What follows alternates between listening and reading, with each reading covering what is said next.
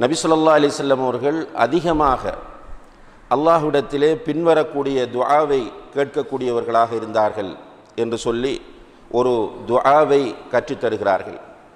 நபி ஸல்லல்லாஹு அலைஹி வஸல்லம் அவர்கள் அதிகமாக கேட்ட அந்த துஆ, அல்லாஹும்ம இன்னி அஊது பிக மினல் ஹம்மி வல் ஹஸன் வல் அஜ்ஸி வல் கஸல் வல் புக்லி வல் ஜுப்ன் வதல்இத் தைன் வகலபத்திர் ரிஜால். இந்த ஹதீஸை இமாம் புகாரி ரஹிமஹுல்லா அவர்களும் இன்னும் பல அறிஞர்களும் அவர்களுடைய கிரந்தங்களிலே பதிவு செய்திருக்கிறார்கள்.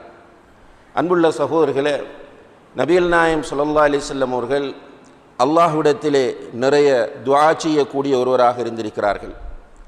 அதிலும் குறிப்பாக சில துஆக்களை அதிகமாக நபி ஸல்லல்லாஹு அலைஹி வஸல்லம் அவர்கள் கேட்பார்கள். அப்படி அதிகமாக அவர்கள் கேட்பது என்பது அந்த துஆ உள்ளடங்கக்கூடிய விஷயங்களின் முக்கியத்துவத்தை நமக்கு